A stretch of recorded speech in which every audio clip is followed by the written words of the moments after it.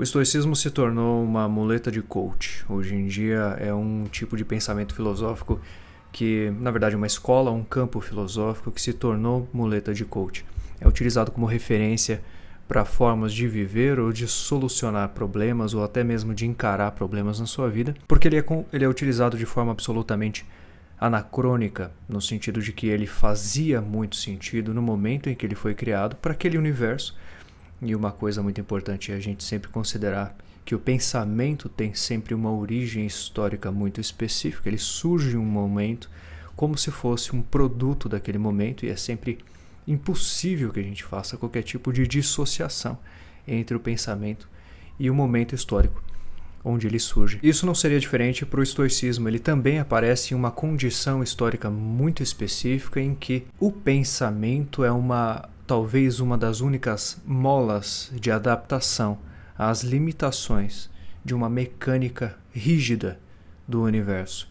E aí entra o estoicismo como um instrumento de adaptação a esse universo rígido mecânico, que inclusive segue com essa mesma perspectiva até a física newtoniana. Isso só vai se alterar muito mais adiante. Essa física rígida aparece dessa forma e atravessa toda a história do Ocidente. Em Aristóteles, especificamente na física de Aristóteles, eu já chego lá. Mas eu acho que primeiro seria interessante a gente entender um pouquinho do que é o estoicismo e por que ele faz sentido como ele surge naquele momento em que ele surge. O estoicismo data, em registros documentais que nós temos atualmente, de 300 anos antes da nossa era, criado por Zenão de Cítio, em Atenas. E uma das características mais interessantes do estoicismo era o fato de que ele não se fazia valer de um espaço determinado para o pensamento, como era, por exemplo, o Liceu. Isso porque a gente está falando ali do período helênico da Grécia Clássica. Esse tipo de vínculo entre uma forma de pensar em um espaço para pensar daquela forma era muito comum. Aristóteles tem o seu Liceu e a gente tem a Academia de Platão, que inclusive Aristóteles fez parte, depois saiu e fundou seu próprio Liceu. Então era muito comum que se modelassem um espaço específico para o pensamento a partir de uma premissa, de uma forma de pensar, que no caso, por exemplo, de Aristóteles fazia todo sentido que fosse um espaço aberto com caminhos para caminhar por conta do método peripatético, o famoso método de pensar andando. Então havia esse vínculo entre uma arquitetura específica, uma espacialidade e o pensamento. E curiosamente isso não funciona dessa forma com o estoicismo. O estoicismo ele aparece como uma filosofia disruptiva, no sentido de que ela foi muito menos engessada academicamente, como a gente poderia falar hoje em dia, mais popular, mais pública, e nasce e se desenvolve inclusive no espaço público, na Stoa. Stoa é um espaço da arquitetura grega clássica, era aquele corredor na frente dos prédios públicos que era coberto, tem alguns pilares e uma área coberta. E começa a acontecer ali na Stoa esse tipo de comunicação de um pensamento sobre os sentimentos, de adaptação do indivíduo sentimentalmente ou de controle dos seus sentimentos frente às condições que a vida lhe apresenta. É assim que aparece o estoicismo naquele contexto. O estoicismo vem para o mundo então como uma mistura de movimentos que já aconteciam naquela época. Era muito comum isso, inclusive entre os gregos, na forma deles estruturarem pensamentos. Eles se faziam valer de movimentos anteriores e não foi diferente. Zenão misturou o método socrático, ou seja, a construção da verdade ou o acesso a uma verdade através da reflexão lógica. Essa é uma das premissas socráticas. Lembra-se do método da maiêutica socrática de investigação da verdade, questionando o seu interlocutor até que se alcance um conhecimento através dessa forma dialógica. Então, para ele, supostamente, a gente conseguiria atingir o conhecimento através unicamente da reflexão, da lógica. E aí Zenão de Cítio começa a propor suas ideias como uma mistura, elas são produtos de uma mistura entre a proposição socrática, a proposição cínica de Diógenes de Sinope, que já traz elementos de que o universo tem condições às quais a gente não consegue alterar e que a nossa postura final, como uma articulação intelectual ou racional frente a essa condição que se põe, é a aceitação, a adaptação de nós mesmos para a condição e não o contrário. E aí, temperando essa mistura estoica, aparece Heráclito. O universo é engendrado também logicamente, que existe uma lógica por trás das relações das coisas e que essa lógica é inescapável. Tudo flui, né? O Pantarei de Heráclito revela que na verdade existe uma espécie de matemática universal acessível através da lógica. Se a gente fizer as adequadas considerações ou análises ou observações desses fenômenos, a gente consegue atingir essa verdade. O estoicismo se populariza muito rapidamente e aí alguns estudiosos apresentam a perspectiva de que o estoicismo e esse é um dos pontos que eu geralmente trago, é uma filosofia de tempos de crise filosófica existencial, porque traz questões de autoadaptação e transforma a filosofia numa espécie de autoajuda, como a gente chama hoje em dia. A filosofia tem desde o princípio a ambição de ser um conjunto de práticas ou de visões sobre o mundo que de fato foque, de certa maneira, na diminuição do sofrimento, ou pelo menos balizando crises, como crises de sentido, crises existenciais, mas sobretudo crises de sentido. E quando a gente embarca em momentos dessa crise de sentido muito profundamente, como Wilhelm Dilthey apresenta, o estoicismo geralmente retorna, e ele tem retornado ao longo da história. A gente está vendo aqui mais uma onda do estoicismo, não é uma novidade, nem exclusividade nossa, nem simplesmente uma modinha, tá? Quando eu digo que ele está sendo usado como muleta de coach, é mais como um diagnóstico do nosso tempo do que qualquer outra coisa. Na primeira fase, evidentemente, Zenão é um grande proponente do estoicismo, mas ele tem Crísipo também, mas existem outras fases dele. É um movimento que se desenvolve a depender do cenário. Tanto que essa mesma visão retorna 300 e poucos anos depois entre os romanos, entre os famosos estoicistas que são tão lidos hoje em dia como Sêneca, Epicteto, Marco Aurélio, por exemplo. Meditações são livros aí que estão nas prateleiras, são produtos de leitura hoje em dia e ficam vagueando ali entre as prateleiras da filosofia e da autoajuda. E aí a gente precisa entender o contexto da cosmologia aristotélica para que o estoicismo faça sentido. Primeira coisa, na física aristotélica, Aristóteles apresenta o universo como uma sucessão de esferas movidas por motores. Então nós estamos dentro de uma esfera aqui no globo terrestre que boia no centro do universo, desse universo imaginado, e tem esferas ao redor. E esferas ao redor dessas esferas, como aquela boneca russa Matryoshka. Essa visão, na verdade, é anterior a ele, mas é ele que sintetiza isso de forma que ficou famosa, da forma como ficou famosa no Ocidente. É a seguinte maneira: nós temos esferas e algumas esferas são corruptíveis, ou seja, elas são imperfeitas, e essas esferas imperfeitas vão daqui da Terra, onde nós moramos, nós somos seres imperfeitos por essa razão, até a Lua. A Lua já começa a ter manifestações da perfeição, e acima da Lua, acima da esfera supralunar, tá? Tudo que ele chama de supralunar, acima da esfera da Lua, são coisas perfeitas, porque são órbitas supostamente perfeitas para quem observava o universo naquele momento e via os ciclos naturais se repetindo com certa previsibilidade lógica e matemática.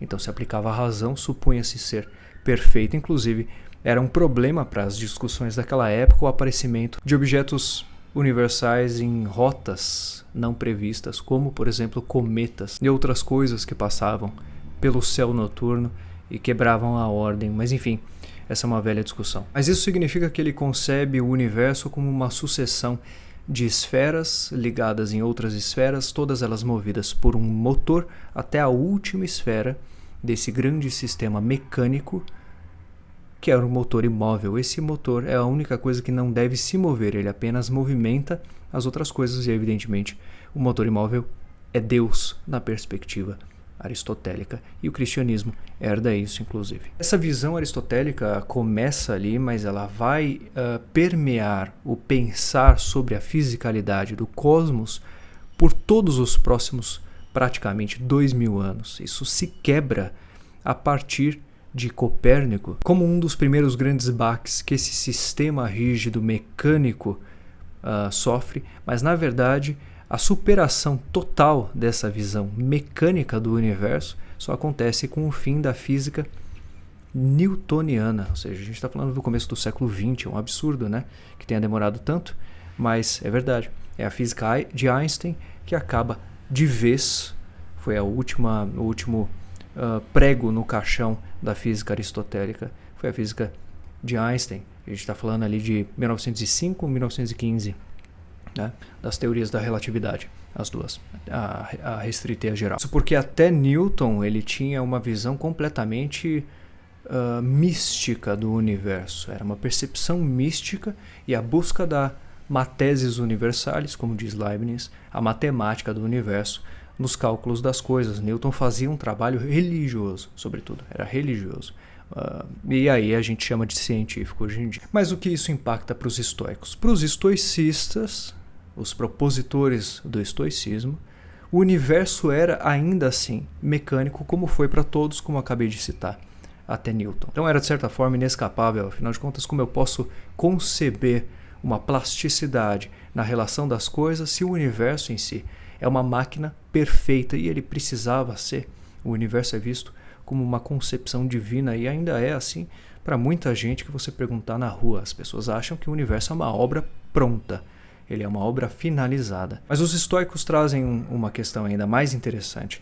Não só o universo era rígido, mecânico, como o da física aristotélica, que entra na física ptolomaica, mas além dessa rigidez, o universo deveria apresentar também uma capacidade de permeabilidade da lógica. Essa permeabilidade da lógica como uma esponja, ou seja, tem algo que atravessa o universo inteiro e não existe mais essa divisão clara, rígida, entre as esferas supralunares e sublunares. Por isso, era possível que o logos, ou o saber, a verdade das coisas, permeasse todas as esferas até chegar a nós.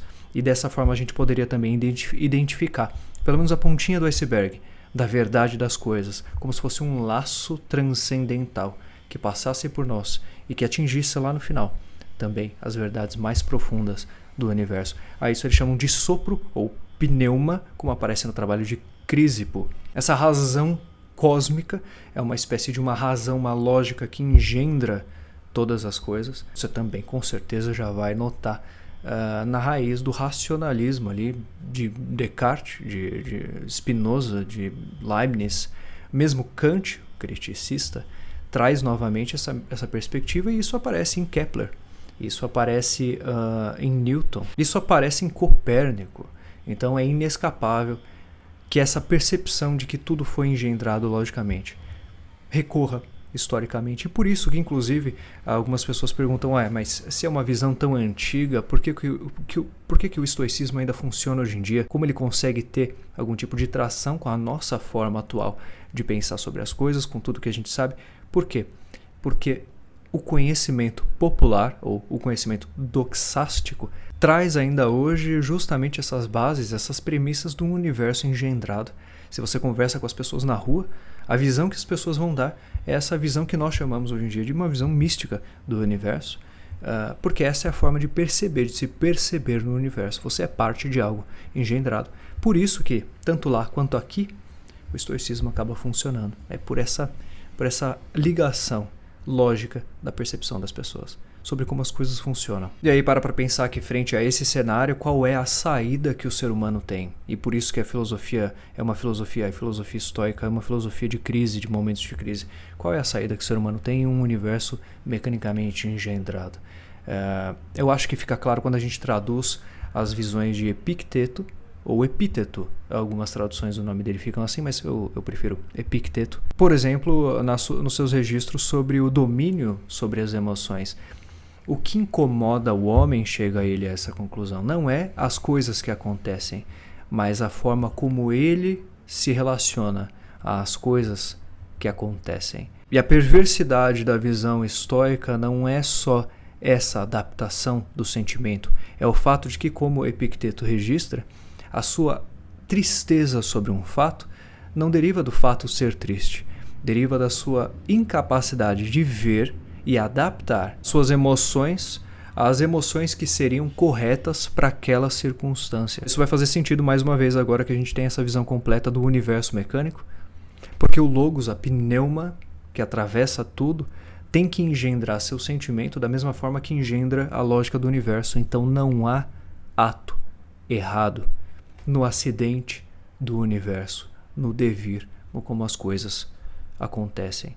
O que há é a sua incapacidade de notar e de se adaptar a essa condição utilizando o sentimento correto para ela. E aqui a perspectiva da causalidade, que é tão importante para os pensadores aristotélicos, do motor imóvel, aquele motor na ponta da esfera mais exterior até a esfera mais interior, e as ações humanas aqui, existe uma conexão causal, uma coisa causa a outra. Então tudo que você vê acontecendo ao redor de você nesse exato momento são consequências de uma causa anterior, às quais, se a gente puxasse a linha, a gente recontaria toda a trama de acontecimentos até a causa inicial. É impossível que o que aconteça agora não tenha sido previsto pela causa inicial. O que faz com que não exista na sua raiz, por esse pensamento, por essa base epistemológica, um acontecimento que seja inerentemente injusto. A injustiça é um desvio de percepção das condições que se apresentam. Entre todos, inclusive a leitura das meditações de Marco Aurélio, é uma leitura que eu recomendo muito como um documento histórico, é uma agenda, um caderno de anotações de um grande líder que viajava, que tinha seus problemas administrativos, problemas da guerra, problemas diplomáticos, mas também problemas pessoais, e anotou aquilo. Então é um documento histórico valiosíssimo. O texto de Epicteto, como por exemplo o manual, traz passagens que são chocantes. Para nós hoje em dia, absolutamente chocantes. E aí é impossível que, entendendo esse contexto, a crítica ao estoicismo sendo utilizado hoje em dia não fique clara. Por exemplo, na passagem de Epicteto, separei uma passagem que me chama muita atenção, entre tantas outras, mas que vai passar o sentimento do estoicismo e justamente a questão pela qual eu acho ele tão preocupante quando utilizado anacronicamente, hoje em dia, como instrumento de autoajuda. Diz Epicteto, então: não questione se os eventos deveriam acontecer tal como você desejaria, mas deixe que a sua vontade seja de que os eventos devam acontecer tal como eles ocorrem, e você terá paz. Então as pessoas também que dizem que o estoicismo não é sobre adaptar sua emoção no sentido paralisante,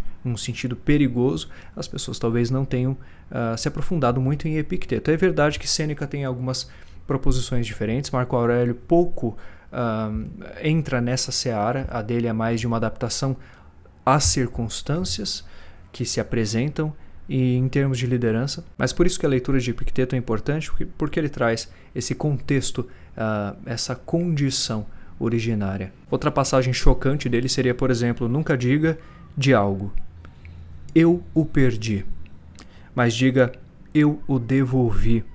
Por exemplo, seu filho morreu, diga, foi devolvido. Sua esposa morreu, ele continua, foi devolvida. E aí a gente entra no contexto do estoicismo hoje em dia. Muita gente defende o estoicismo veementemente. Há páginas dedicadas ao estoicismo, há livros, existe uma indústria inteira de livros estoicos, café com estoicismo e congêneres. E a relação que as pessoas têm com esse tipo de proposição é muito interessante hoje em dia, porque é um desmembramento de uma visão de mundo que muitas dessas pessoas já estão adaptadas, que é uma visão cristã. E cristã no sentido de que ela parte de uma leitura do Velho Testamento, do Torá judaico, da criação da Gênesis, de um mundo engendrado, de um universo engendrado. Aqui a gente pode citar Joaquim de Fiore, por exemplo, e a forma como ele enxergava o universo e a história, a sucessão dos fatos históricos, como a construção de uma grande narrativa para um fim desejado. Afinal de contas, o Apocalipse é isso, a revelação. Apocalipse significa revelação. É uma revelação final, ela é esperada, e todos os atos que acontecem na história passam a ser atos significativos por essa razão. Então é impossível também supor, do ponto de vista cristão, judaico-cristão, embora não seja muito correto falar isso, mas tanto do judaísmo quanto do cristianismo, um universo engendrado. Mas aí a gente entra no cristão particularmente por conta da adaptação consciente às circunstâncias frente às quais você não tem controle. Jesus foi a pessoa que se doou a um erro, embora soubesse que o que estava sendo feito fosse um erro. O que ele pediu foi perdão pelas pessoas que erravam. Porque não sabiam elas que erravam, entretanto o que aconteceu não apenas foi um acidente, era necessário e seria significativo para a história humana, política, social, dali para frente. Jesus, o Jesus histórico é um personagem político, é um dos grandes personagens políticos da história. Como diz Mircea Eliade, Jesus nunca se profanou por aparecer como um deus na história humana, muito pelo contrário, ele sacralizou a história. Você percebe como esse engendramento aristotélico está claro dentro do sentimento cristão, e aí a gente está falando do Brasil, século XXI. Mas não só do Brasil, evidentemente de toda a cristandade do mundo, né? Sobretudo com as igrejas protestantes que trazem um cristianismo diferente, reformado, necessariamente foi uma reforma, do cristianismo católico, que tem uma outra pegada. O estoicismo volta nesse momento, então, por duas grandes questões, como um diagnóstico, por um lado, como um momento de crise de significação, como nós vivemos agora, na pós-modernidade, pela aceleração, pela crise de identidades, de definições, pela abertura violenta às possibilidades às quais nós nem temos capacidade ou não nos sentimos aptos a encarar e tomar decisões, assumir responsabilidades pela liberdade irrestrita praticamente que nos foi jogada às nossas mãos. O diagnóstico aí de Sartre, o existencialismo é um humanismo, o diagnóstico é a liberdade irrestrita como uma condição existencial terrível, assustadora. E a multiplicidade de coisas que podem acontecer nesse universo nos obrigam a tomar uma postura, ou de assumir a responsabilidade, toda a sua carga de responsabilidade existencial sobre tudo que acontece conosco e com os outros, ou assumirmos uma posição em que o universo esteja engendrado e que nós sejamos parte desse universo e Deus não escreve errado em linhas tortas. Não existe ponto sem nó na história cristã. Por isso existe essa associação tão profunda em um vínculo quase natural entre o estoicismo e o cristianismo. Por exemplo, naquele dito popular do se não deu certo o milagre é porque você não rezou o suficiente, não rezou como deveria. Não existe uma falha divina, isso é inconcebível de um ser onipotente, onipresente, onisciente. Não está engendrada na perfeição qualquer falha. Então tudo aquilo que nos parece errado é um erro nosso de interpretação, basta que a gente adapte a nossa percepção frente a isso que aconteceu. Aqui a gente tem um claro vínculo novamente entre o estoicismo e o cristianismo, como ele se apresenta na nossa era. Então são esses dois principais aspectos que trazem o estoicismo de volta. Primeiro, uma crise muito específica de globalização, de mundialização, de dissolução de certezas sólidas existenciais sobre o que nós somos, sobre para que vivemos, o que eu devo fazer. Um homem medieval, uma mulher medieval tinham certezas médias sobre a sua vida, sobre expectativas acerca dela, sobre o que você ia fazer, como você nasceu, definia como você ia morrer, o que você faria, onde você trabalharia e provavelmente com quem você casaria. E agora a gente tem uma condição em que a gente tem informação sobre todos os cantos do planeta e todas elas nos afetam, embora algumas nos afetem mais diretamente ou mais indiretamente. Questões dos nossos antípodas nos afetam. Nós estamos num momento realmente muito complicado de determinações, de espaço de agência, até onde eu posso agir, o que eu posso fazer, o que é verdadeiramente meu, naquilo que me compõe como indivíduo, como eu defino a minha identidade, quais grupos eu decido não participar, porque agora são muitos movimentos, é muita velocidade, o tempo da vida parece curto para que eu possa fazer tudo aquilo que eu fui agora despertado a saber que existe. Frente a tudo isso, uma grande crise, vem uma narrativa de adaptação dos seus sentimentos a uma realidade que soa histórica, que resgata supostos saberes milenários já carregados de uma certa carga significativa para a nossa cultura sobre o saber grego como origem do saber.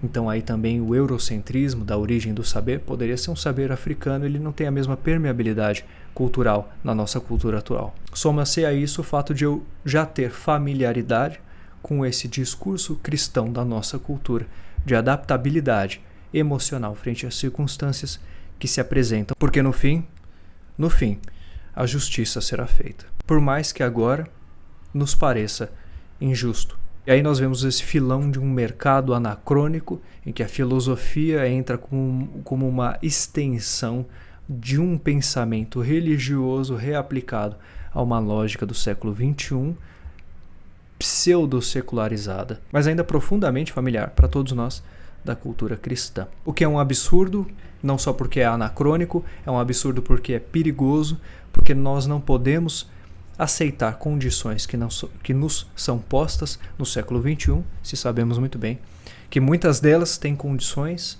que nós podemos identificar as suas origens e tratá-las.